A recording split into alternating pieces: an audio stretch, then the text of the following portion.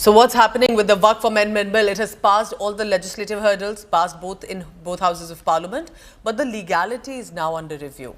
Three political parties, Aam Aadmi Party, Congress and the AIMIM, have filed petitions challenging the bill's constitutionality.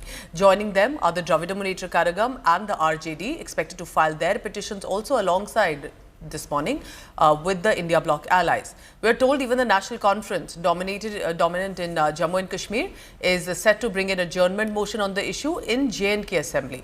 Beyond politics, three non-political organizations are also approaching Supreme Court. That means there are protests and legal route also is being taken by certain organizations. But the argument is very clear. The BJP defending it, opposition saying it's unconstitutional. वो जिसको समझ में नहीं आया वो नाराज है। जिसको अच्छा से समझ आ जाएगा कि हमने वक्फ अमेंडमेंट बिल में क्या प्रावधान किया है, राजनीति को छोड़ के अच्छा से सोचेंगे तो गरीबों के लिए, मुसलमानों में महिलाओं के लिए, जो बैकवर्ड कम्युनिटीज़ है, बच्चों के लिए, सबके लिए है।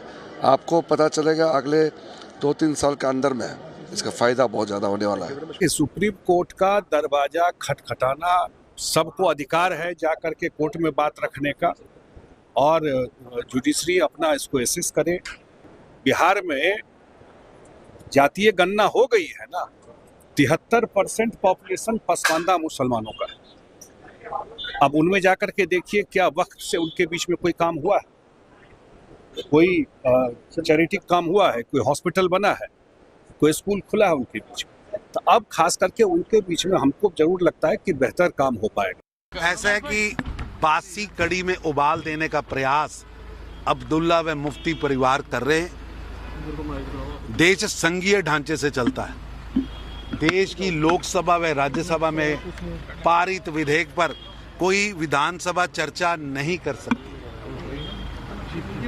ये संविधान विरोधी, संघीय ढांचे की प्रणाली विरोधी है और जानबूझकर बेवजह कुछ दल और कुछ नेता आर्टिफिशियल फेयर क्रिएट कर रहे हैं, आर्टिफिशियल भय क्रिएट कर रहे हैं। तो बिल में इन्होंने बिल पास किया है जो संविधान के विरुद्ध है, संविधान के विरुद्ध है। ऐसे बिल को मॉडिफाई करेंगे, ऐसे बिल को खारिज करेंगे हमारी सरकार जब आएगी इंडिया गठबंधन।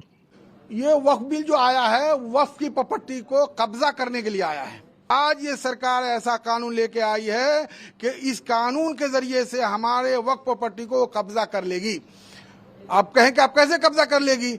इसके अंदर एक दफा है कि अगर किसी वक्फ प्रॉपर्टी पे किसी सरकारी कर्मचारी ने दावा कर दिया कि ये सरकार की जमीन है, तो इस दावे को कोर्ट ने फैसला नहीं करेगा, दूसरा सरकारी ऑफिसर करेगा। तो सरकार के दावे को सरकारी ऑफिसर तायद ही करेगा ना, उसी के हक में फैसला करेगा।